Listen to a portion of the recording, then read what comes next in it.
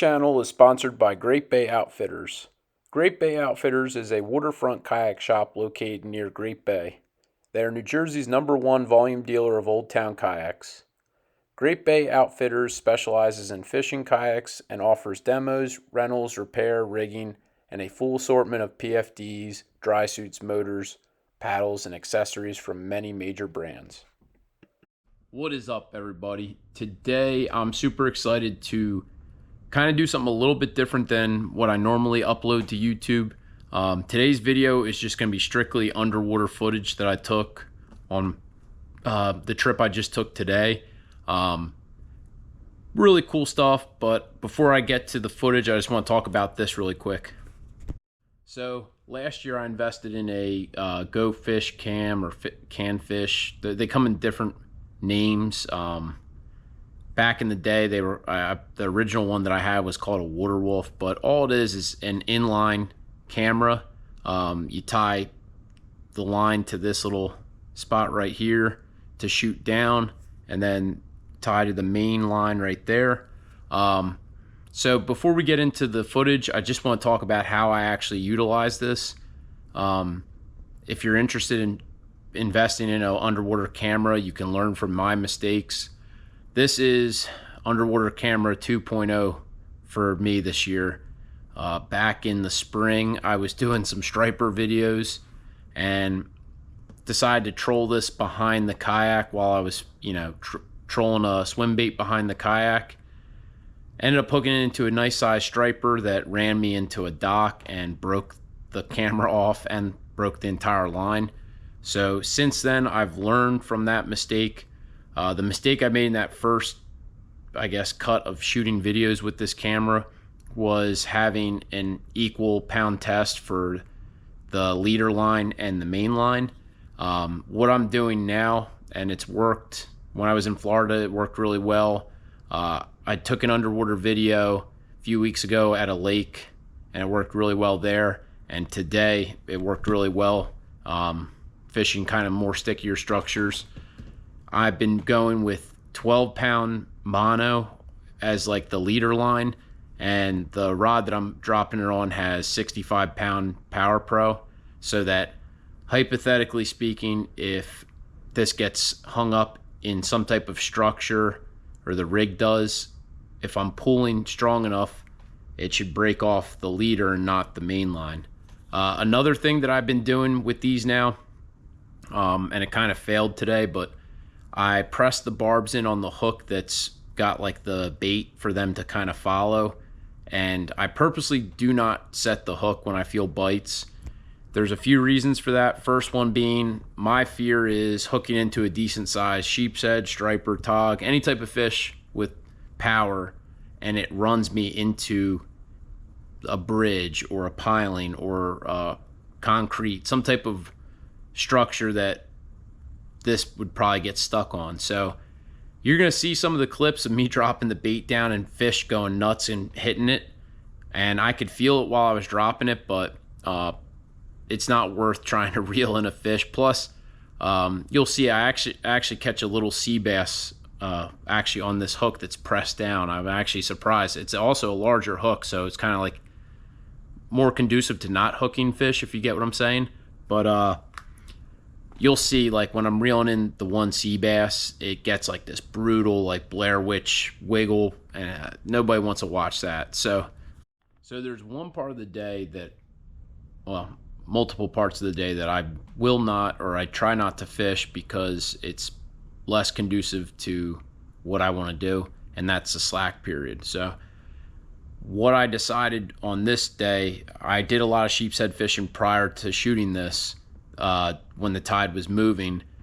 Once the tide stopped moving, I switched over to this rod, or the rod with this camera, and kind of shot a variety of different pieces of the structure. Now, I did travel a decent distance on the water, so not all the footage you're going to see is the same area. Some's piling, some's docks, some's just random rubble piles that I know of, in the backwater. So let's take a look at it.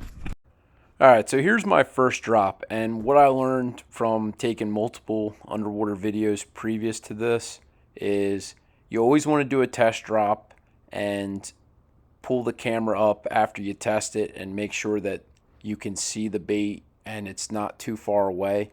Fortunately, the water was super clear this day, so when I reeled this in, I logged into my phone, viewed this footage from the kayak, and it let me know that this is a pretty good distance where I'm not right on top of the bait, and I'm not too far away where you can't see the fish. But first thing you're going to see in this short clip is a bunch of sea bass.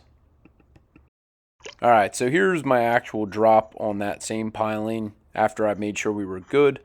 As I was dropping down, I was finding that each piling was holding a variety of species at different depths, which was kind of interesting. The only fish that I saw throughout the whole piling were tautog, but really high up, ton of sea bass, little ones. And you're going to see as this drops into frame, something in the background that we're looking for will slowly show up right there. But this was not the only sheepshead that we saw of the day. The footage only got better as the trip went on, so let me keep rolling.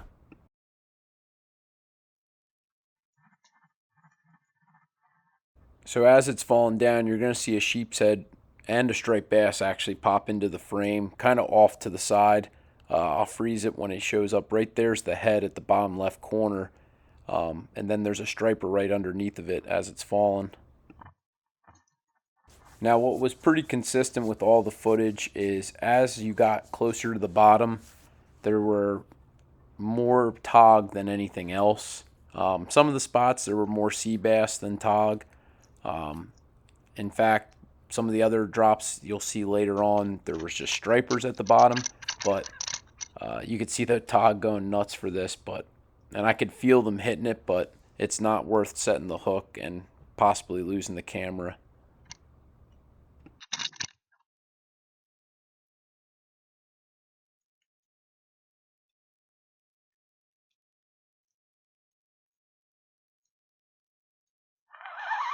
Now, in the first few drops, I used fiddler crabs. On this drop, I've decided to throw a sand flea on to see kind of what the fish do as it's falling. I mean, sea bass, they don't care what you drop. They're going to go for it right away. Same with tautog. It was interesting to see some sheepshead that were kind of pushing towards it and then kind of nosed away from it. But as we're dropping, you're seeing some tautog. They're kind of following it as it's going down. What I found interesting on this drop was there were a bunch of mussels growing into the bottom. You'll see them out of freeze frame right about here. But there weren't really much mussels on the piling as it went down, which was kind of interesting. So I'm not sure what makes them grow in certain areas, but these mussels like this, man, are what draw a lot of the fish in, especially on the sod banks. That is what's really keeping those fish there.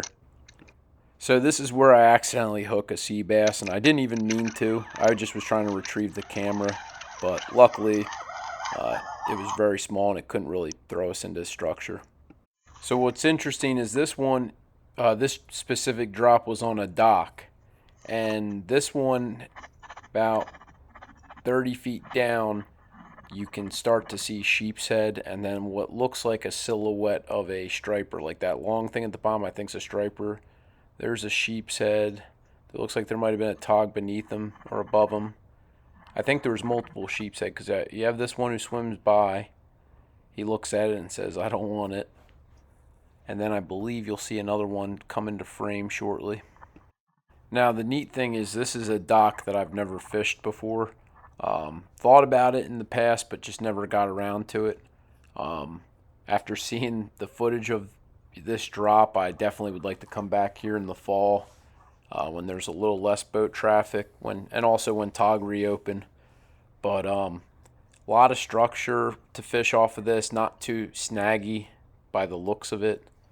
And looks like there's a decent amount of structure now. Now, if you notice some of the footage, the water's not as clean. I did start to film about an hour after the tide started to move out. So you're going to see random clips where the water looks crystal clear and then it kind of looks dingy like this.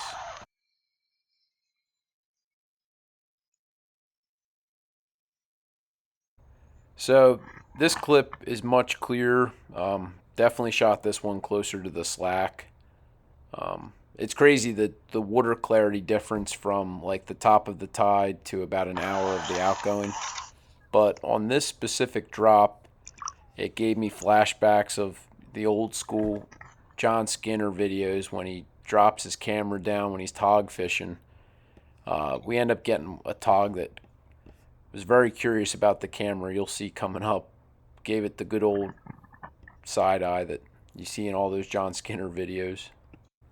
Now, what I've been trying to do is analyze the structures of each drop and try and formulate a hypothesis of why certain fish congregate to certain parts of the structure.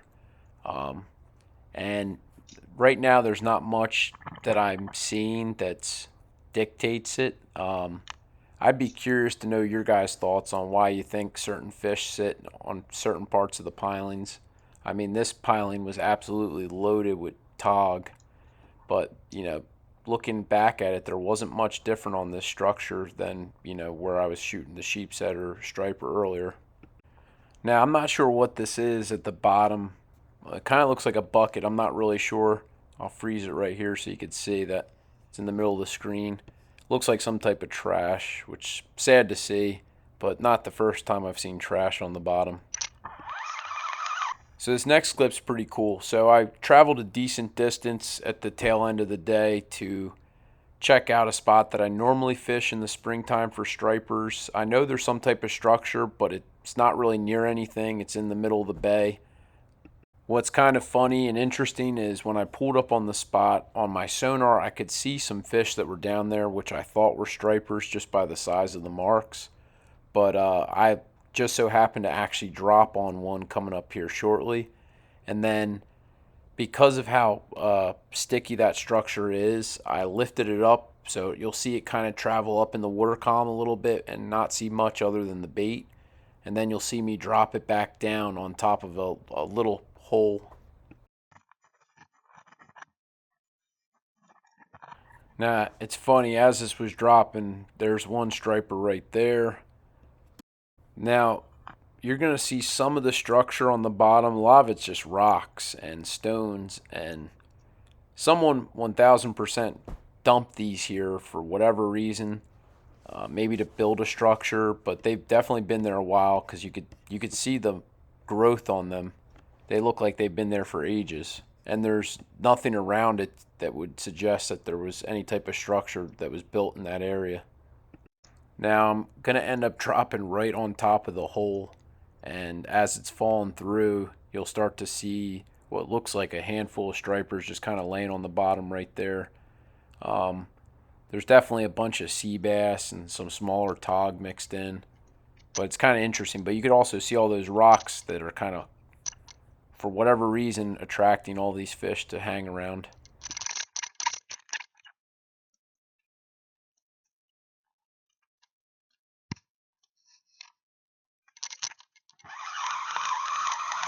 Now, what's interesting on this drop, so this is definitely as the tide's moving out, you could start to see the water starting to get darker and darker. But as I drop, the water clarity really drops as well. But once we get past all these sea bass, what's interesting is you'll see a sheepshead right there feeding on its side. Looks like it was like picking at mussels that were in the wall. Now, what's interesting, so most of this time that I'm shooting this underwater video, I was putting sand fleas on. I did put a fiddler on earlier in the shooting, and a fish picked it off. But you're going to see this one, as the sand flea drops, you're going to see a sheepshead swim right by it and like eye it down, but wanted nothing to do with it. There he is. And what's interesting is this day when I was fishing without the camera, fiddler crabs seemed to be the bait that they were keyed in on. But there was a couple sheepshead. I don't know if you saw that other one's head pop up, and you'll see him laying flat on his side right there.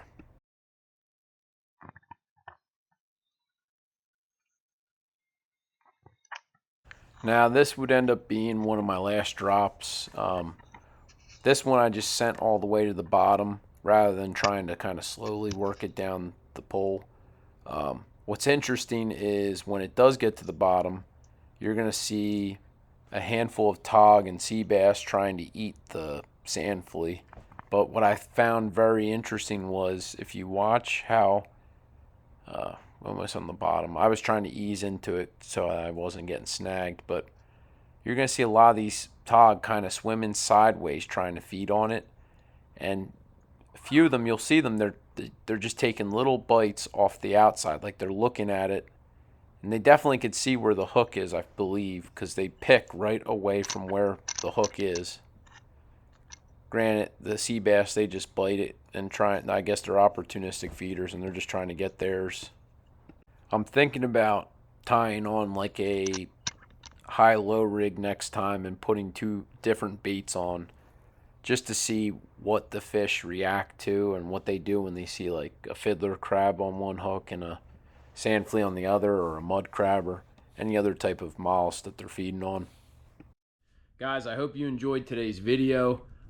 If you really enjoyed this, please let me know, because when I do go out fishing and there's a little bit of a slack period in between, I wouldn't mind bringing this camera out each time and kind of shooting different underwater footage from different areas that I fish, because I do fish, you know, a wide variety of areas. So if you like today's video, just let me know. Drop a comment down below.